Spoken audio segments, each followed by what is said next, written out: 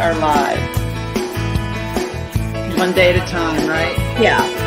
Welcome to the Onward Podcast.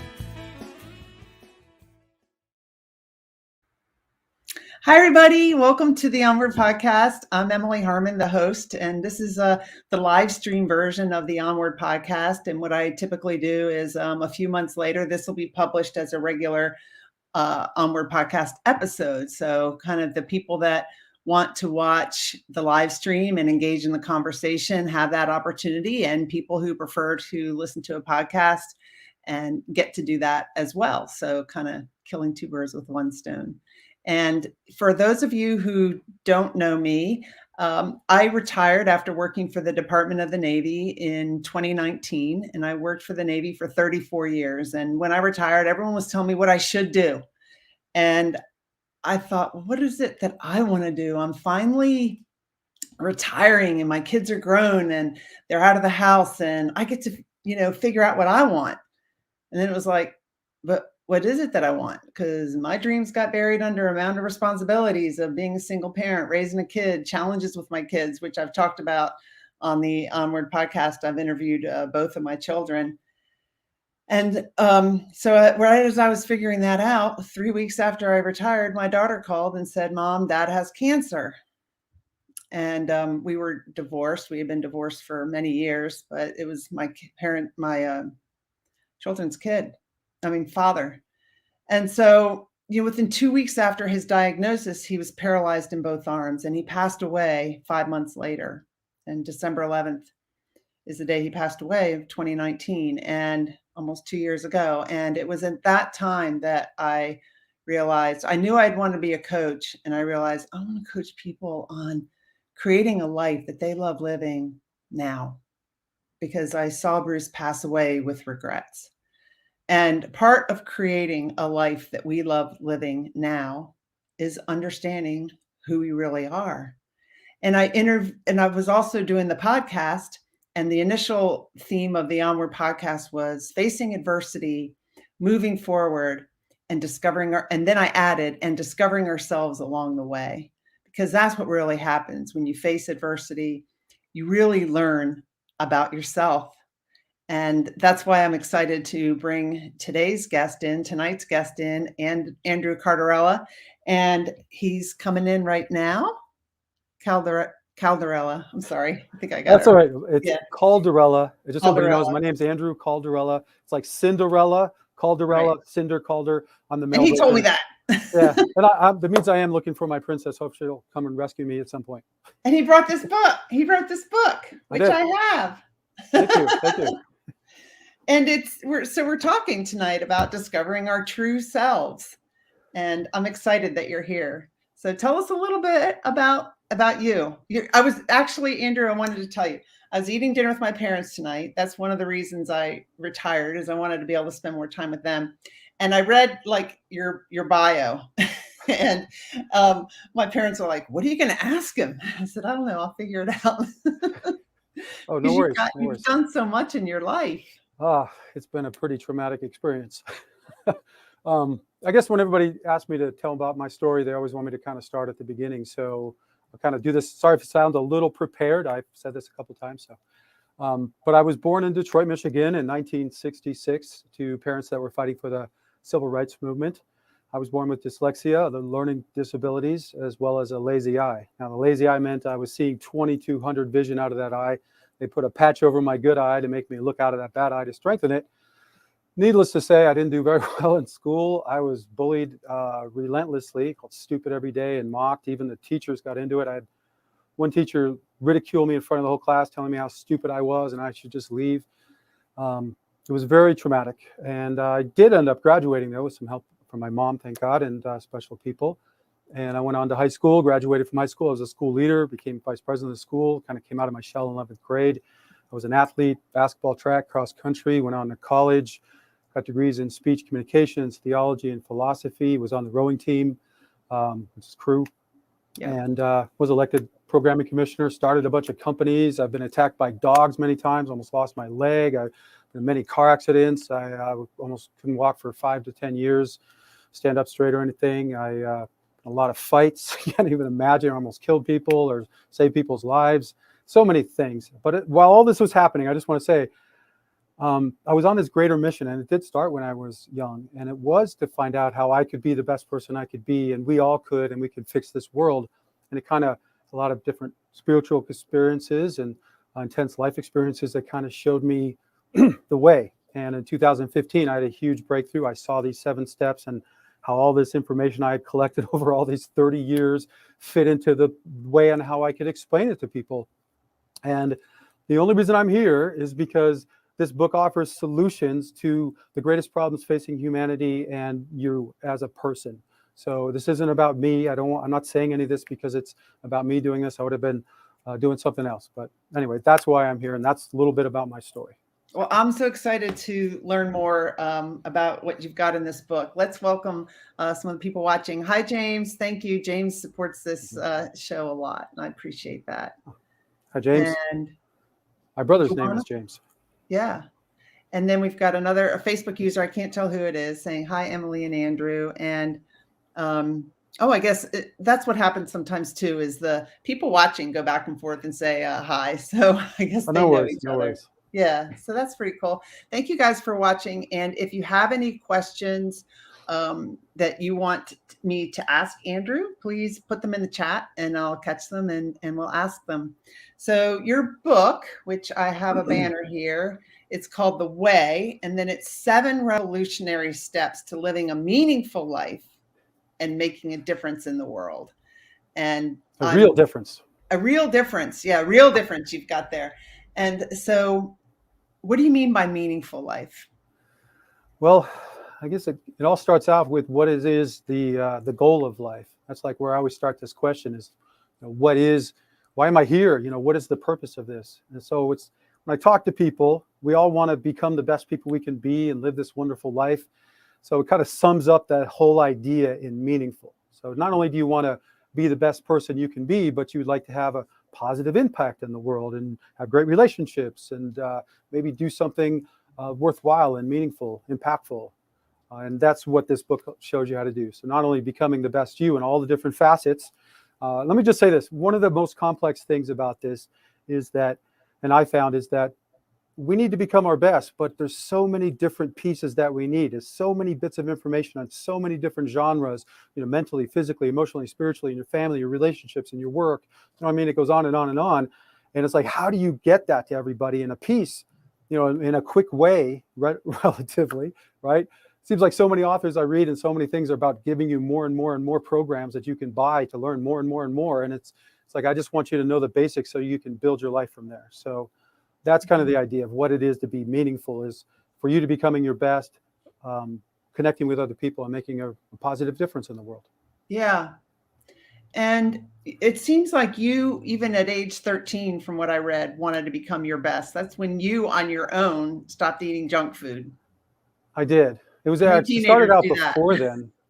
I don't know. I think when you're bullied a lot as a kid, and I couldn't see well and didn't have, really close friends, and you kind of go inside. So my internal world, I'm very creative.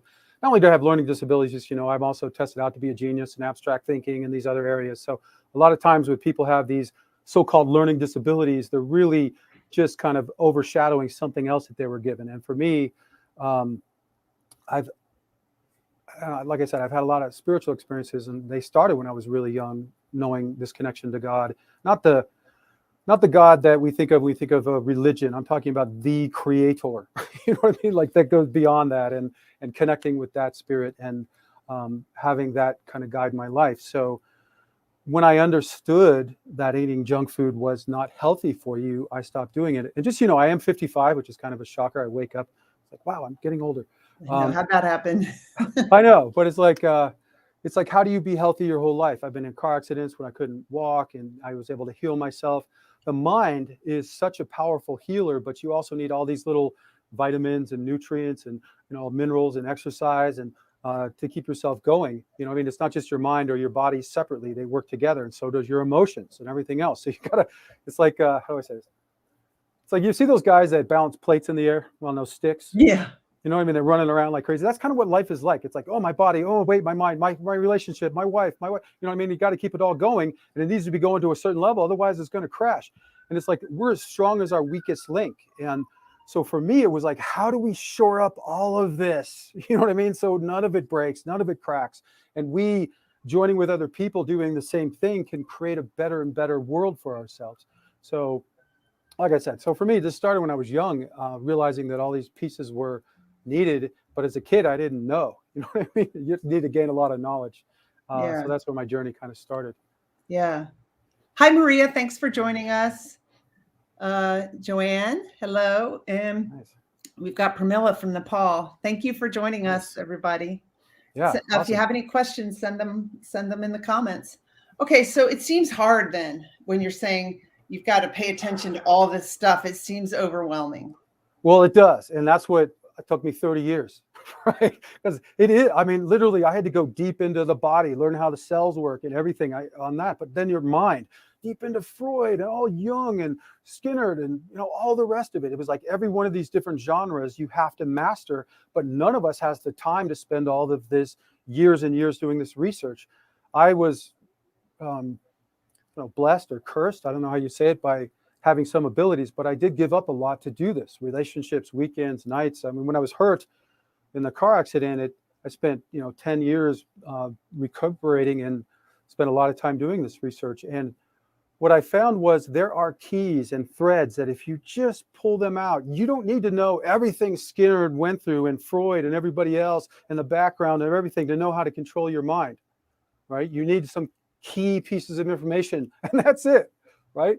So the whole idea here is like what I was told when I was young. My dad always said this to me.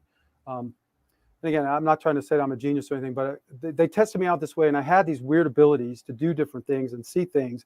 But I was also, like I said, I had learning disabilities too, so I couldn't write very well. So I was kind of a messed up kid. I was like, wow, he's super smart. He's talking really early, but he can't write. He can't read. What is going on with this kid?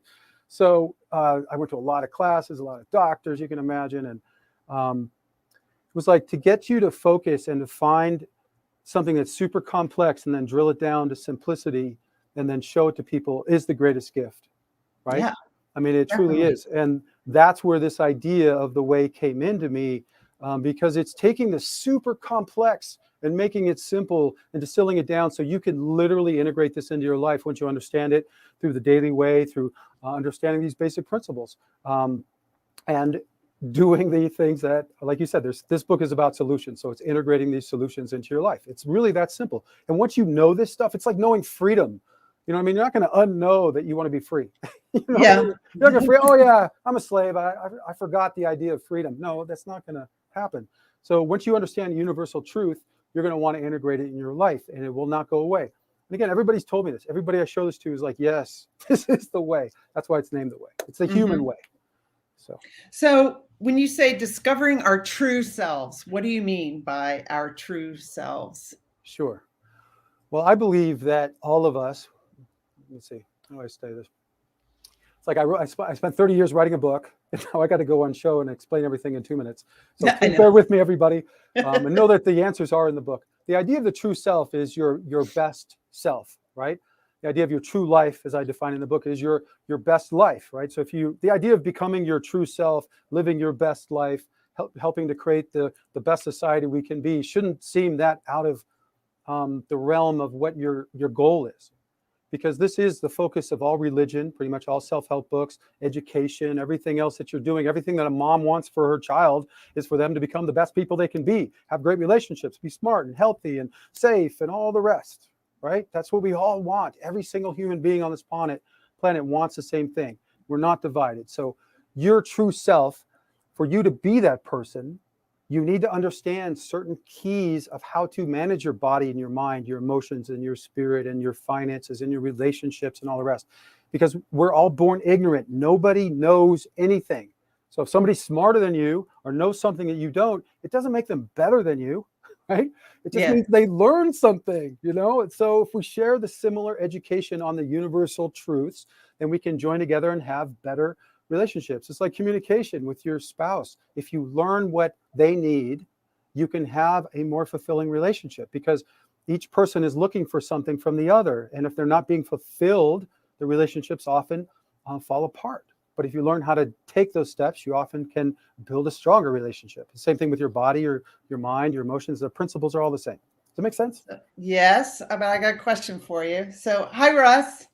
Hi, Anna from Atlanta. Thank you for joining us. If you have any questions, please put them in the chat. I'll see them. Okay, so if this is the way, and if everybody wants to, be their best selves, and if everybody wants to live a meaningful life and make a real difference in the world, then why isn't this taught in school? Well, I just discovered it. So it just came out in December of last year. So it's been out for, and I've had a lot of traumatic experiences, so I'm a little behind the 8 ball right now. For some reason, God made me a little challenged sometimes, financially or physically or mentally, whatever it may be, to kind of join with other people and seek help. So that's what I'm out here doing. It will be taught in schools, hopefully. The whole idea of the 7th Foundation that we've set up is to take this beyond me and beyond my life. We need more people that are speaking the truth of what the way is and sharing it with the world. Somebody already told me that my book was outlawed in China, like they won't even print it there. That's a compliment. I know. There's like 1 billion people there that we need to reach, though, so it's kind of sad at the same time. So the idea here is, though, these universal truths, once they're understood and people are living the way and sharing the way with each other, it will change the world. There is no other way it can happen. And we can talk about what the way is. People are like, yeah, what is the way? What is he talking about? Yeah. Yeah, let's talk about it. What are these 7 steps and what is the way? I mean, it's hard to summarize because you've got, it's a long book, but it's a great read. I'm not done with it, but I'm definitely reading it, and you can see I've got a lot of highlights in here. So there's a lot of good information in this book. Thank you for that. I appreciate it. But we only have, limited time. So yeah, what is the way? Well, we've already established that the true goal of life is for you to become the best person you can be. And for you to do that, you need to do it within a conducive environment, society, right? So then the next question becomes okay, so if we want to become the best people we can be, how do we do it? And what I found is the solution every single person is after, the whole solution of humanity involves 4 things, okay? It has to have these 4 principles, otherwise it will not work. The first principle is you have to live it. Okay, this needs to be something you become, right? You are this solution. It can't be something you do once in a while. You have to go to a mountain for 20 years to understand and maybe come back and hopefully no, it needs to be like in your life, customizable to everybody right now. So it's living rational. The rational part is about it being reasonable and logical and customizable to fit in everybody's life, and holistic. It's got to cover everything. It's got to be fun. You know what I'm saying? Yeah. It's got to have all of these different principles. Otherwise, it's not going to work, right? So it's living, rational, positive. And this positive part is really key. And this is one of the greatest insights I had as a young person. Okay, if you want to integrate positive into your life, we're talking about traits that humanity most wants and desires for ourselves and we admire in other people. These are called virtues. Okay, I know you heard the word virtue before, being a virtuous person or whatever, but don't just skip by this. Virtues are numerous. Here's a list of them here. I can't really see it on the screen, but it's like being rational and reasonable and healthy and a hard worker, frugal, prepared, happy, organized, you name it. I mean, you can go through a million of these characteristics that we all want. We're trying to integrate into our life are called virtues. Being a good communicator, having great relationships, you name it. This is a virtue. You admire it in other people. So it's living, rational, positive, about integrating virtue.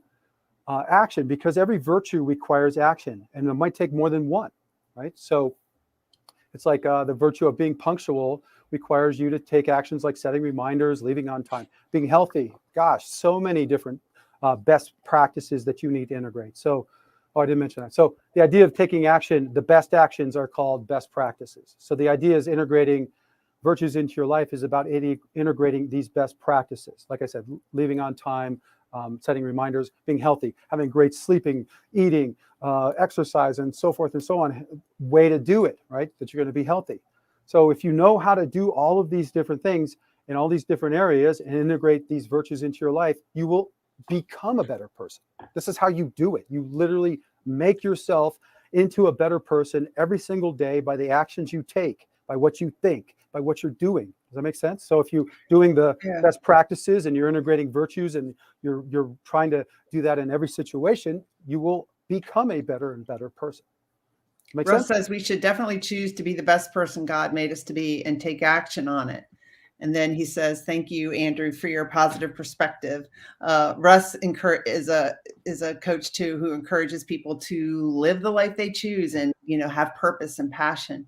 But the thing is that it seems to me a lot of us know things that we quote unquote should do to be a better person, like we should work out and we should get a good night's sleep, but we don't do it. Well, you also don't know how. Like we really literally, there's so much information out there. Sometimes it's almost too overwhelming. Much. It's overwhelming, but it's also, it's not right. You know what I mean? Like somebody's telling you to eat all meat. Another person's telling you don't eat any animals at all. You know what I mean? Or whatever it may be. There's all these extremes and everybody's trying to sell you the next extreme solution so they can sell you books. It's like, that's not what I did. So just so you know, the way is broken up into 3 books because we couldn't put it all in one. I wrote it all as one. The first book gives you all 7 steps and gives you the full philosophy and, like you said, solutions.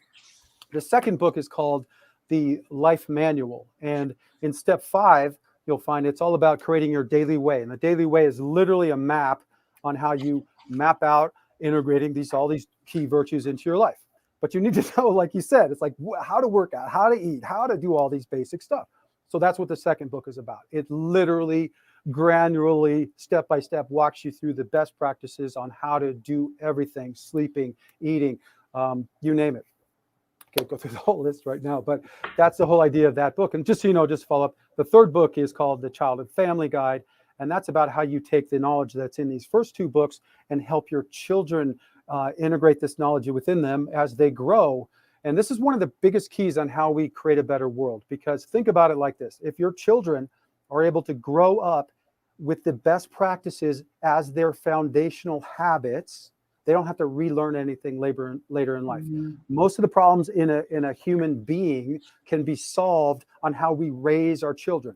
You know what I'm saying? Because they literally are a clean slate. You know what I mean? They're a baby, and you need to feed them good information, good food, and everything else. And if you give it to the right, not everybody needs the same thing in the right way. Everybody needs to be customized. But if you give them what they need, they can become the best person they can be. And certainly if you do not, they can turn out not so good, right? And you just look at the world today and we can see that living, out in front of us. Yeah. So these 7 steps, know, want, choose, center, be, unite, and perfect. Yes. So do you want to kind of summarize each of the 7? Sure. Let's see if I can do that in a couple minutes. Okay. Let's just do the first 3 because these are kind of the key to where you start. And this is how we as humanity, all of us can kind of walk down this path together. There's a lot more to the way, just, the way is living rational positive action within that. And I've explained this before about what the meaning of life is and how the human conditions under which we live kind of make this all work for all of us. So I could do that, but we could do the first 3 steps if you want. Okay. All right. So these first 3 steps are like this. The very first step, and again, this is how all of us, and again, you got to start somewhere, remember everybody. So this is how we can start with everybody in the world taking these first 3 steps to get on our true path. The first step is for you, like you said, to know. We have to perceive something to know it. But the one thing that you do know is once you know what the good is, like clean water, freedom, being healthy and happy and all the rest, you naturally want it. So you know the good, you know what the good is. Most of us can decipher what good and bad is, right? And then to know it is to want it. You naturally would want the good for yourself and everybody else, right? It's not like you're like, yeah, I want everybody to have clean water and to be happy and healthy and have great education and all the rest of the good stuff, right? So then from there, right, the next step is you have to make a choice. And this is, in the book, I talk about the idea of a real choice being something that kind of overshadows the rest of your life. Meaning you really have to want to be good. You really have to want to fix yourself and be the best person you can be. This can't be something you think about like, oh yeah, on a Tuesday every year, I think about being a better person. No, it needs to be a true choice that you choose this path. And once you make a choice, you don't know how to do it, but you need to make the choice. And that's how the rest just like a New Year resolution, that Well, we, you can start there. You can take the book and say on the New Year's resolution, but then you have to do it. you have to You know what do I it. mean? Yeah. And the Yeah. problem with New Year's resolutions and all the rest of these pieces that we find is that they're not holistic. When I was growing up, it's not like I knew the way, the whole of the way, the whole time I grew up. I did find some principles along the way that saved me, but the idea is without all of these, you're gonna fall down because one of those weakest links is gonna break. You know, if you're not great at communication or keeping your relationships good, your relationship might break, right? And getting a divorce, you've been through it, is not a pleasant experience, right? Mhm. So the same thing, losing friends, going through grief, having traumatic things happen to you. If you don't know how to deal with your mind and your emotions, those things can ruin you, right? You can lose your job and start become an alcoholic or God knows. So this idea of shoring yourself up, immunizing yourself against all the horrible things in the world is what you need to do. And the key here is you don't know which one of those things is your weakest link sometimes until it breaks. And that's where the way comes in, because it shores up all of those pieces you know or don't know about. So again, so those are the first 3 steps, is to know, then you want the good, and then you make this choice. And again, this choice is like, seriously, you have to realize, and again, this is what the way will walk you through this, but the whole goal of life, like if you look at faith, just the whole idea of faith, it's about you becoming a better person, right? It's about Mhm. creating a better world.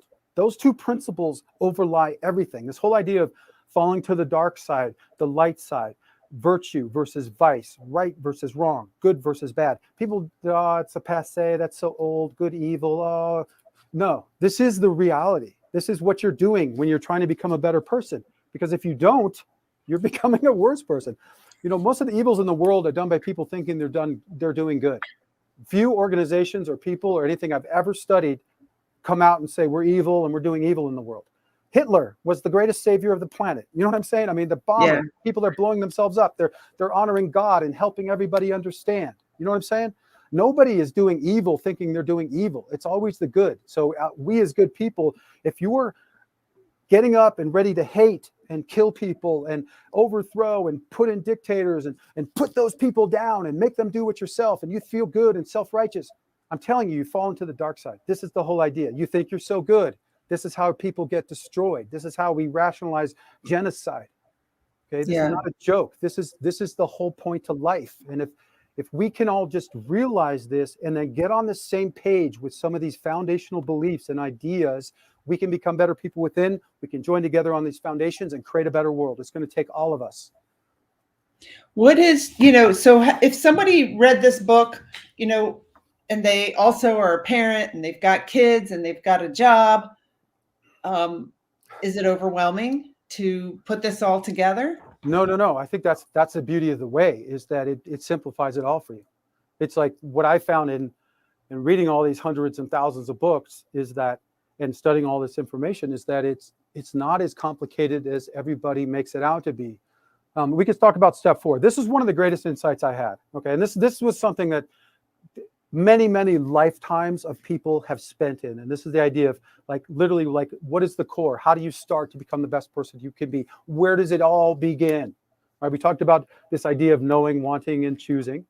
But then the next step is to center yourself in a complete core belief system that covers all of life, because it will guide you through life, and it will have you, you could use it as a waiting station to where everything you're doing, everything you're going through, you can look at these 10 laws and see how your choices fit, and it will guide you. And I say this, let me just back up and why this is so important. I had studied the mind for, 30, 40 years, whatever. It was ridiculous. And I was deep into Freud and Jung and going through some of their case studies. And it was like, you can find people that have similar problems, right? And one person will be okay and the other person will be destroyed. Right. And you can go through this over and over and over and over and over.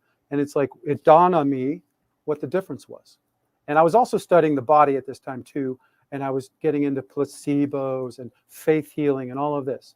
And it all comes down to your belief, your mind, period. That is it, 100%. The people that believe that they have the power to heal themselves, to be healed, will be healed. The people that do not believe that, no matter what the doctor does, helps them in their mind, talking to them, it will never work, because they have to take that step to know that they're good enough. They forgive themselves. They understand that they make mistakes and they can move to this next level, right? Same thing with your body. Placebos are an amazing idea, that the idea of faith healing.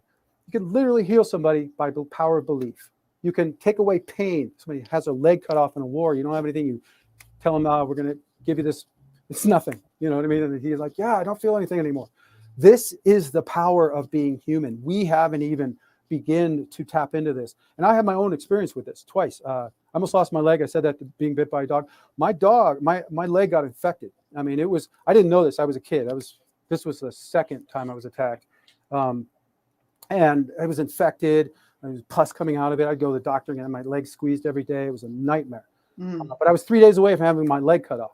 And my mom told me this. Like, I didn't know. I had no idea it was this bad. 3 days? I was freaked out, right? 3 days, I healed my leg. No infection.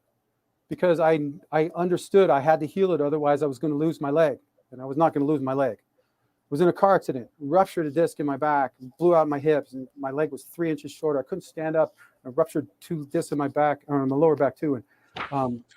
And I was ruined. I mean, I was in my 30s, laying in bed a couple of days crying because I was in pain so much I couldn't even take a deep breath without spasming out because it was ruptured right behind my heart. Couldn't even operate on it because it was so bad. He's like, you got a 70% chance of death. But I ended up healing myself. How'd you do it? Both times, how'd you do it? Well, the first time as a kid, I don't know. I just envisioned.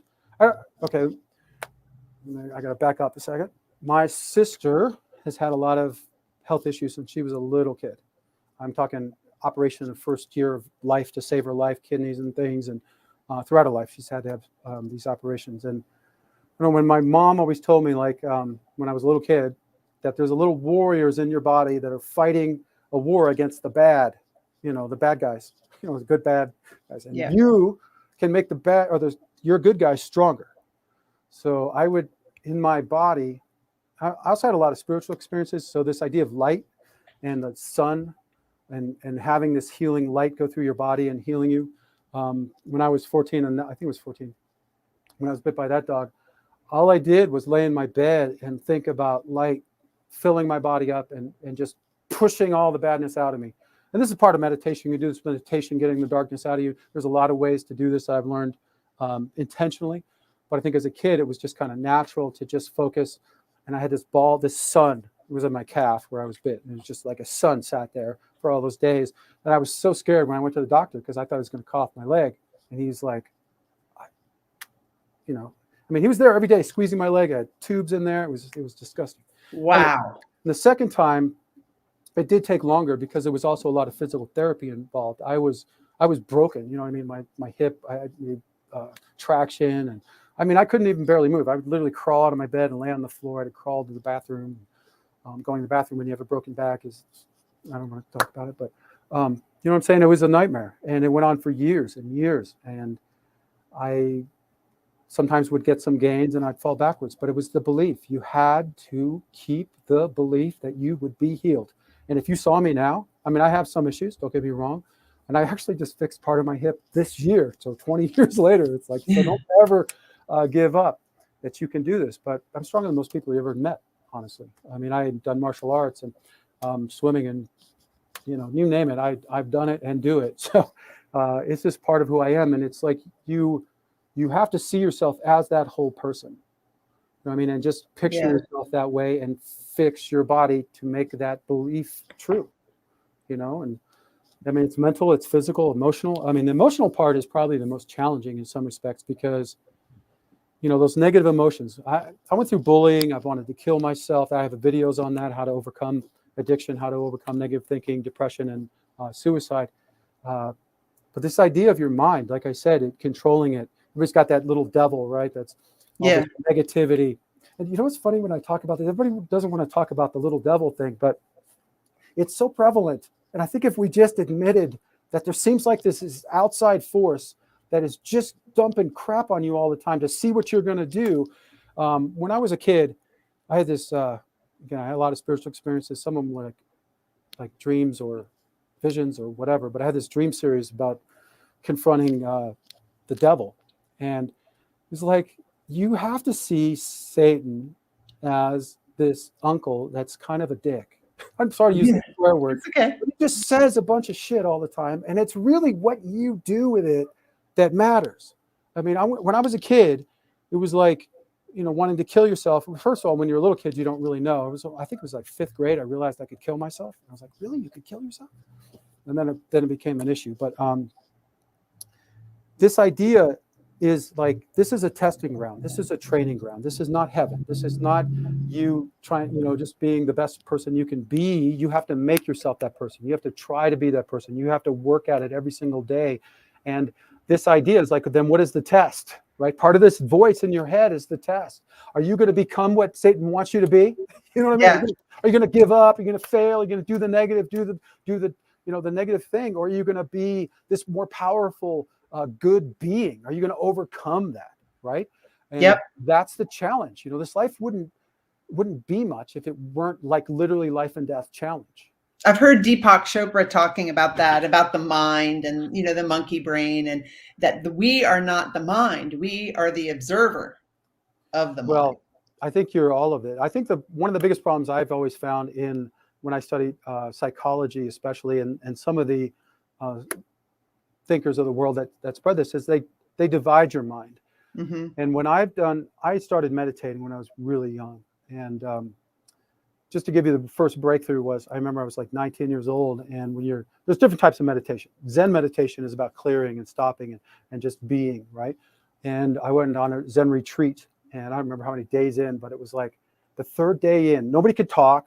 Okay, there was no talking. It was just meditating, eating clean food, and listening to cool music and discussions about peace and all this kind of stuff. So the 3rd day I was meditating, and everybody's mind, how your mind just runs like a TV set and it changes channels and you just don't have any control. I mean, that's what most people's minds are like.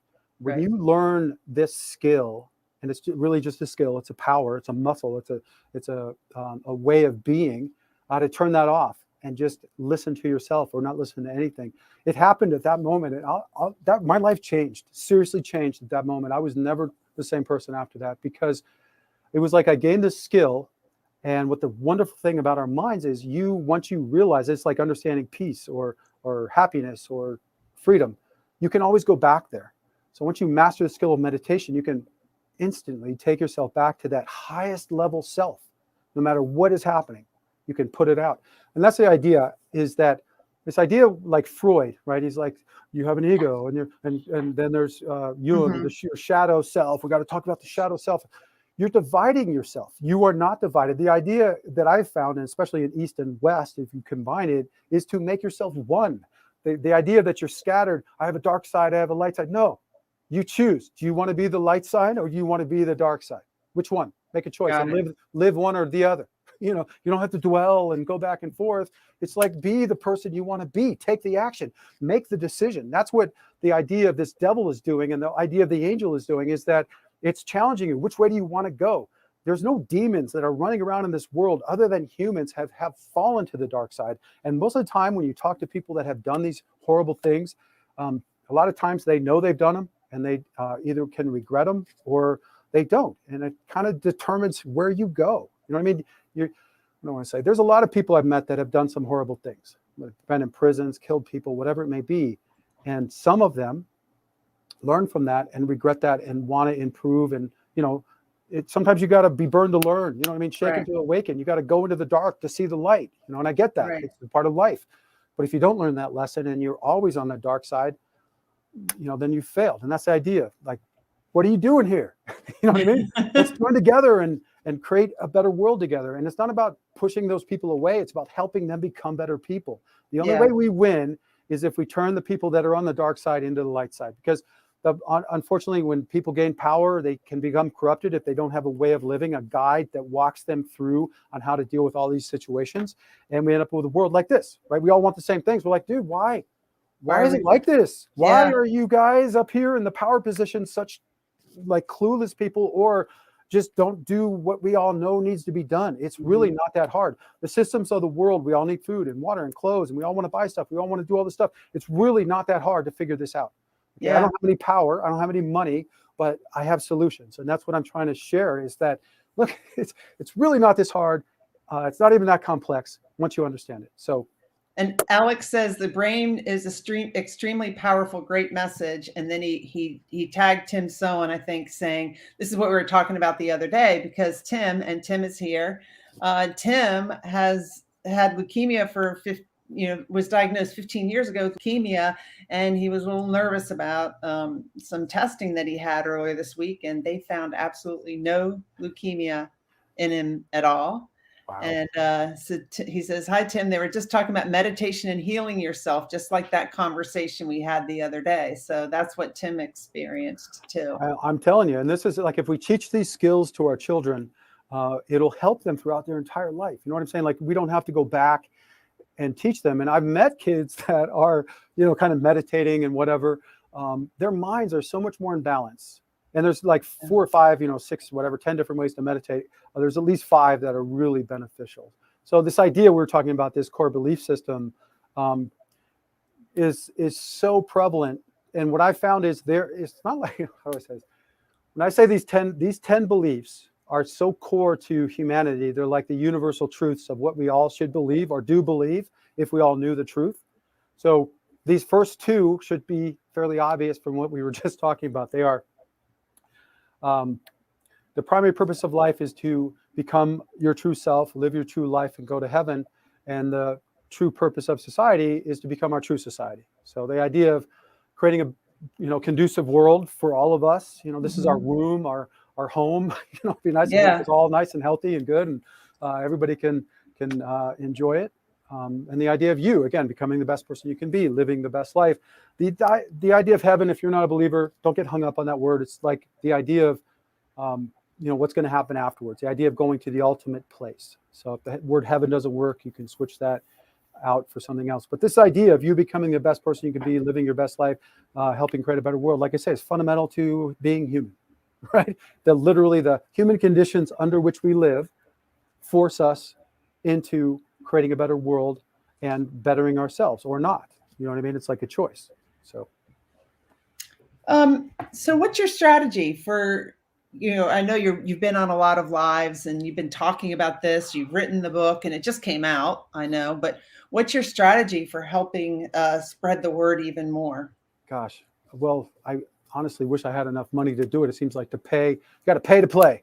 It's $5,000 or $10,000 a month to get a good PR person. It's, another $5,000 for this. So right now I had to give up a lot to write the book because my dyslexia and whatever, it's not easy. I have all 3 books written. I'm editing the other 2. The real master plan here is to join with a lot of people. Hopefully people are listening. I have a tribe on Facebook. I have social media accounts. We're trying to group up. I'm trying to figure out how to group up and teach this information. I'm doing a show.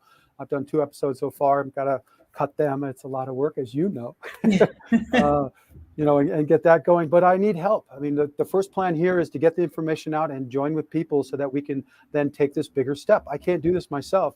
And again, this is the most important work there is to do. I have other businesses. I have a consulting business. I have a drug testing business. I literally have a social media play that will change the whole face of social media today. And I've showed it to people. They want to invest, but I couldn't give all that time because I had to finish this. Yeah. I mean, like literally, like every time my business was doing well, I'm like, okay, back to the way. It wasn't like, oh, let's make more and more money. Let's grow this. No, it was like, I'm making enough. Now I can turn my attention to doing the greater work. So the first step is to get the message, right? And the second step is to grow the tribe and then to spread the message further. So that's what I'm trying to figure out how to do. So if anybody's hearing this, please don't just walk by this and say, oh, it's just something like we've seen before. This is nothing like you've seen before. And I am nothing like you've seen before. And we can go far if we can join together and help each other. Mm-hmm. I mean, and that's why I think God put me in this position. I mean, my dad passed. I'm caring for my mom. She's got major health issues. I mean, the medical, just a side note, the medical thing is so out of control in this country. I can't even understand how it's even like $96,000 for 2 days in the hospital. How is that even a thing? I mean, my God in heaven, some medications are like hundreds and hundreds and hundreds a month. You know what I'm saying? Like, this is incredible, just what people go through. To go bankrupt because you're just trying to take care of yourself or your parents who just need some help is absurd to me. Yeah. So what I'm saying too is in the book, goes way deeper than just some theory. Like you said, there's solutions, but it also goes deeper. I know we don't have a lot of time left, but beyond step 4, this master code that's going to guide you through your life, you got step 5, which is about mastering your day. Literally, how do you integrate the best practices into your day? We will walk you through it. How to master time, how to master ritual, how to master the art of life, all these basics. And then step 6 is all about you uniting with other people.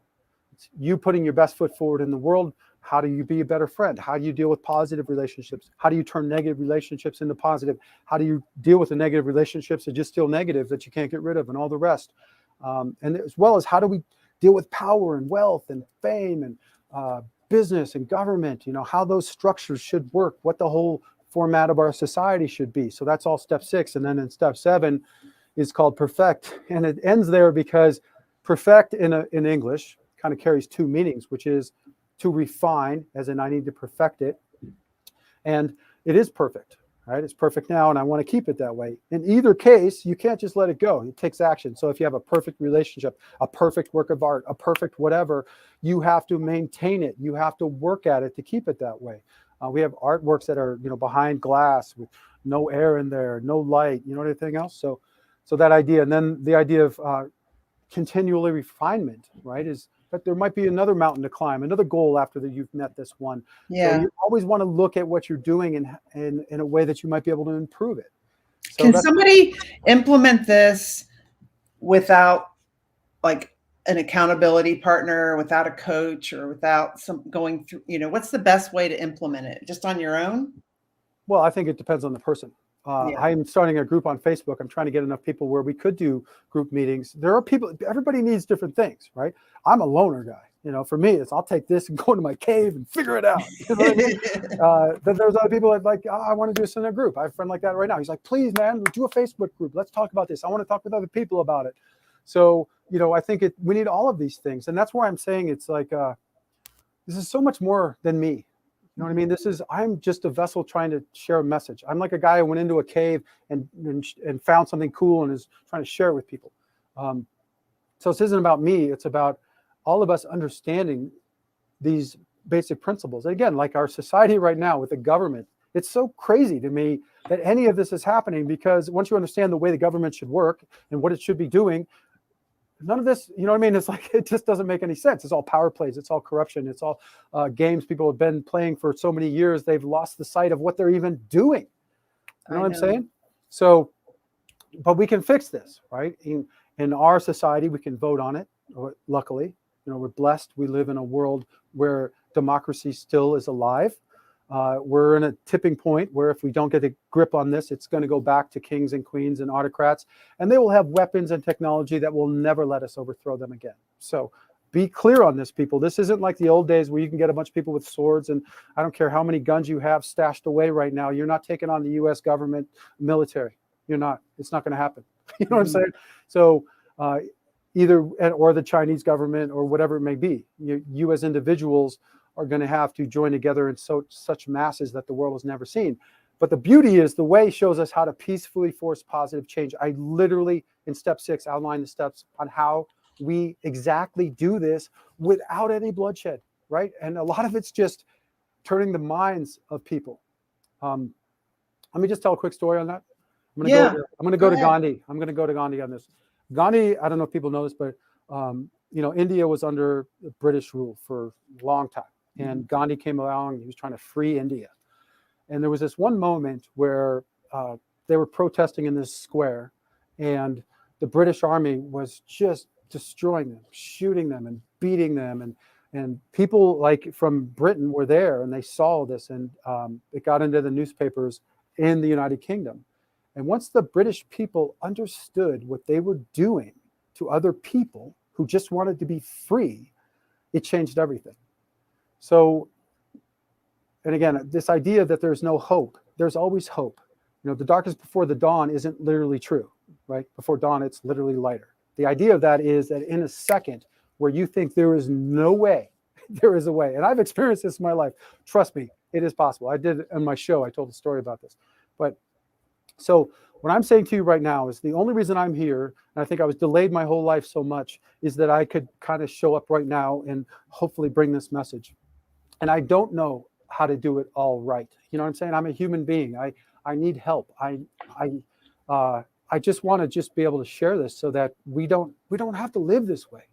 Yeah, You know what I mean? I'm If I could thinking talk too. to Bill Gates and if I could get 10 of the most richest or wealthiest people in the world together, we could fix this in 2 years. I mean, it's really not that hard. I don't even understand why it's not so obvious to the people that are running the world, why it's even like this, because they just don't know. And that's where we need to get them the book. So if you know these people, help me get to them or Help send them get the the book. book. Kim says, I'm so glad I came to hear this tonight. Thank you. And Joanne says she's getting some interesting ideas for opportunities to collaborate, and she's connecting with you right now. And she said, I'm so grateful in divine timing, because Joanne sent me a connection request at about 7:15 tonight. Wow. And I said, I'm getting ready to go live in like 15 minutes. Join us. And so she did. And Russ says, whoop, whoop. One thing is, perhaps, I mean, I haven't been in your Facebook group, but, just a study group of some key people to really get together and discuss this. And think that's the way you learn too, is talking about and sharing what you've learned. Yeah. And that's one of my plans. So I'm trying to pick a time, you know what I mean? To get a certain core group of people together just to start the ball rolling. Maybe we change time so more people can join at different eras. Like I said, I need help. There's just so much to do. I can't do this alone. And if there's enough of us, just think about it like this. If you were to change the world, what do we need? We need an organization, right? That's going to be able to be kind of the center point. We need a code that we can then implement. And we need people and money, right? That's it. If you have 1 billion people, $1 a month, I mean, just think about that. From 500 million people give $1 a month, click on stuff, sign petitions, then maybe a couple hundred people show up at different places and do different things here and there. I mean, this is how you change the world. And right now, literally, right now, it's so easy. We could literally, like right now, you could join me, 1 billion people on Facebook.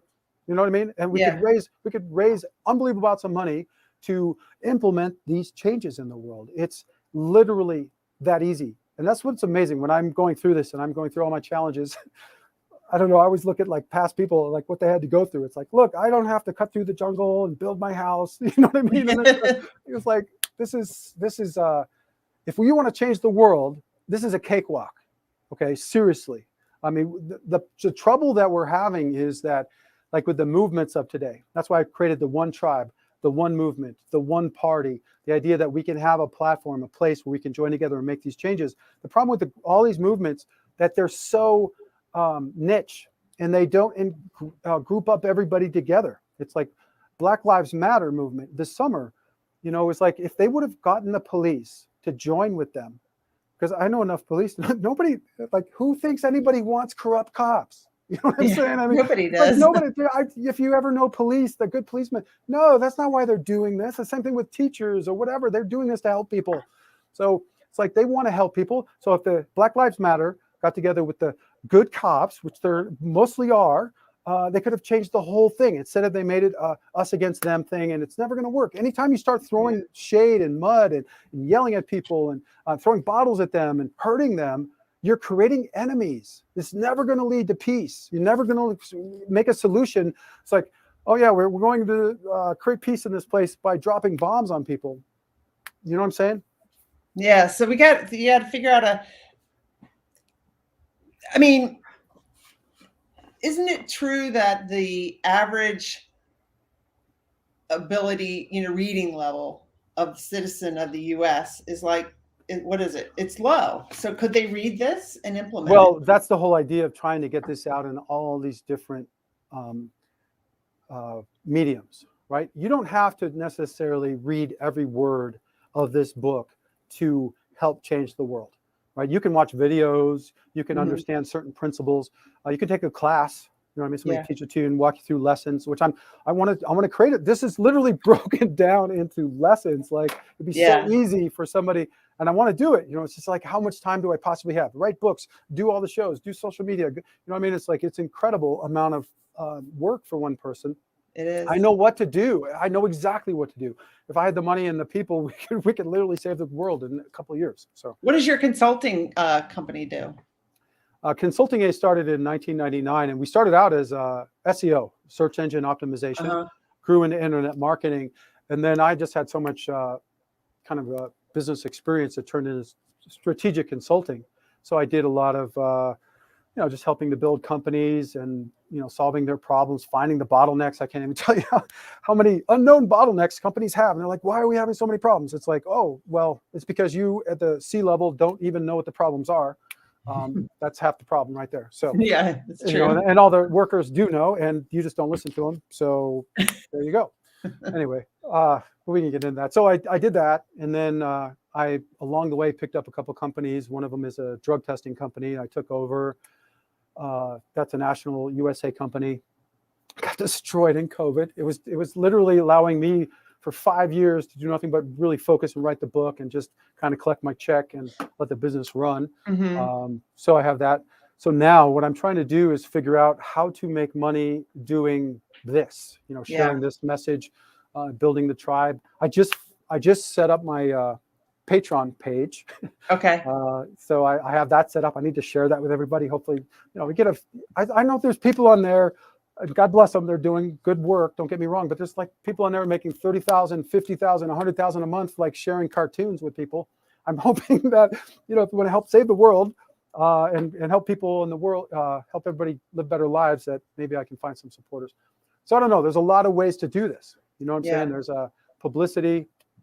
There's good publicity firms. Believe me, they could get me on shows. We could do a lot of stuff, but they cost so much. Minimum, it's like $5,000 a month. Well, your enthusiasm's contagious, and there's several people on here that have commented and on what you're saying. And Joanne says that she sees ways that you guys can collaborate, so she connected with you. So that's the start. That's what I'm trying to do. Is find the people. So please do that, and let's figure this out. And anybody that hears this in the future, this isn't ever going to end. The whole idea here is for people to kind of get the idea when you go on to do a show and you people saying like, Google it. You hear that? That was a PR thing that they did to get the word out, and people say Google instead of search. If you could understand, like people walk around saying, yeah, I follow the way, have t-shirts, we follow the way. Do you know the way? This whole idea of what is the way? It's living rational positive action. It's about integrating virtue and best practices into your life. It has solutions on how you can literally do this, how we can fix our society, create a better world. That's what I'm into. That's what we're doing. You know what I mean? That's the kind of idea. We could share that with each other. Like you said, make it an infection, a good infection this time, to heal the world instead of destroy it. But that's why this all happened too. I mean, the whole coronavirus, everything that's happening in the world is to get the humanity to wake up. Wake up. You know what I mean? Like seriously, like there's too many people sometimes that are doing, like living their lives, think they're doing good when we're just participating in our own destruction. You know what I'm saying? It's like dancing on the Titanic as it's sinking. You know what I'm saying? That's like sometimes the idea of the people, coming and hurting people, like they blow themselves up, is to get you to wake up. Like you're asleep. Wake up, America. Your people are killing us every day at our homes, and you're sitting here having coffee, and you have no idea that our family's being murdered. You know what I'm saying? And it's things like that. So it's like we all as humanity have to stop this madness. Nobody wants to live a horrible life, and nobody should have to. How do you sleep at night? Because in your book, part of the way is to get a good night's sleep, right? Absolutely. You got a lot on your mind. Well, this is one of the keys to life. So at a very young age, it's like this idea of, and again, in step 5, we talk about time, how to master time, how you master time. There's one of the ideas in there is your time. It's called my time. My time is my time. It doesn't have anything to do with this world. I am beyond this world. I'm an infinite being, right? The moment God created me, beyond this world, and then forever, I am going to exist. I'm just inhabiting this body for a short time. While I'm here, I get to do what I want. And when I was young, like I said, I had a lot of negative thinking, a lot of bullying. I mean, people calling you stupid every day. In your mind, you're calling yourself stupid. I mean, you should just die. You shouldn't be here. Just go home. Don't exist. You know what I'm saying? I mean, you just want to die as a kid. You want to not exist anymore. Every time you wake up in the morning, you wanted to just go back to sleep and just never wake up again. So how do you do it? You need to take control of your mind. You need to understand that when it's my time is when I go to bed. I'm in my going to sleep routine to when I wake up. The outside world doesn't intrude on me. It's like you want to have time to worry about something. Make a time during the day. spend 15 minutes, write down your list, say, tomorrow, I'm going to spend 15 minutes. I'm going to go down my worry list, and we're going to think about each one of these. And once you do that a few times, you realize you need to take actions on your worry list. And some of the worries are meaningless. I talk about worry in the book, just so you know how to overcome worry, all that stuff. So it's about you having your time. I'm not saying I don't have my challenging moments. You know what I'm saying? Right. When your mom's in the hospital or something's happening, you know, you're a little stressed out. But then you work out. You have your routine. You sleep. You know, you just make yourself do it. So. Well, Joanne says that she has a community engagement art project that shares the same message. So it sounds like you two need to connect, and maybe there's some ways you can collaborate. Exactly. The one movement, the one party, the tribe. This is the whole idea of us uniting and helping each other. You know what I mean? What she said, she can help me, but I bet you that in that group that we can form, there's a whole bunch of people that she could help or that could help her too. You know what I mean? Yeah. So it's about us sharing this helpful, positive work and making it spread everywhere. So it's not like you're doing all of these things for me. Like I'm sharing your social media, I'm sharing your work, you're sharing my work. We're trying to build something together that makes a big difference in the world. And it's all of us. You know what I mean? This is the beauty of humanity. It's like we're all into so many different things, and that's wonderful. Thank you for being on the show tonight. It was awesome. I learned so much, and I'm looking forward to, I'm getting ready to go on a vacation to visit my daughter, and I'll be finishing this book over the holidays. So I'm looking forward to finishing it and thank you and learning more. Yeah, let it be on again. We could have deeper conversations. It seemed to go by so fast. Yeah, I know it does. So I want to thank everybody.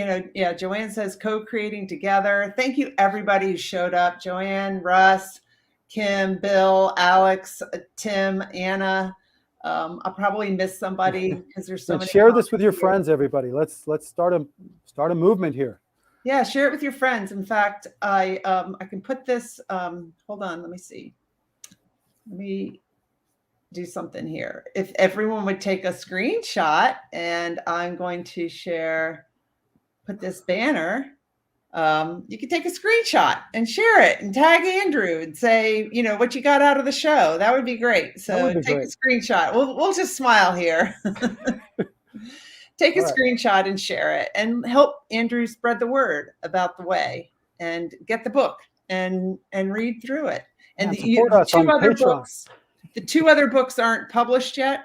No, I have them. I have to find time to finish editing them. So if I have some help with this other stuff, I'll be able to do that. Yeah. But I did write them all at the same time, so they are written. Wow. How long did it take you to write them all? I mean, I know with all the research, but when you sat down to write. 5 years. 2015 is when I had the discovery of the way, the 7 steps. It was April 3rd, 5th. It was Good Friday, and I was sitting down and I was sorting through the beginning and ending of the way, and I discovered the 7 steps. It was like I kept finding my references to this is key to true success, and I put them all together, and boom. And then from that moment on, it was like drop everything. This is obsession. This is like compulsion. I couldn't do anything. It took me 5 years. So. Wow. Well, congratulations. Thank you. Now we just got to make it real in the world. Yes. So. I'm going to put you in the green room. I'll be right back. Wait, we have one more comment. Let me see. Oh, yeah. Russ, I agree. We are better together. And Joanna says, it's vital for this message to be shared. Thanks, Emily, for giving Andrew the opportunity. Yeah, we'll have to have him back, too, and go into more depth. You guys all read the book. Then you can submit, even some tough questions for me and Andrew. Cool. So thank you so much, Emily. Thank you, everybody. Right. Peace. I'll be right there. Thank you, everybody, for watching. I really appreciate it. I've got one more show coming up next Wednesday, and then I'm taking about a month off, which, to be honest, makes me a little nervous because if you know me, I've said that I kind of stay busy, and that's something that I'm working on with myself to just be and to just enjoy. So I'm not going to do any of my podcasting or work or anything over the holidays. I'm just going to enjoy my time with my children and my grandson and my family. And I'm really looking forward to that. And I hope you do too, because, life is short, and the creating memories over the holidays especially is so important. So if this is the last time I see you, I hope you have a wonderful holiday season, and hopefully you'll join me next Wednesday night at 7:30, and then I'll be back after the new year. Thank you for watching. The Onward podcast is sponsored by Emily Harmon Coaching and Consulting. Visit my website, emilyharmon.com, to learn more about my coaching programs and how you can work with me. Let's move onward together.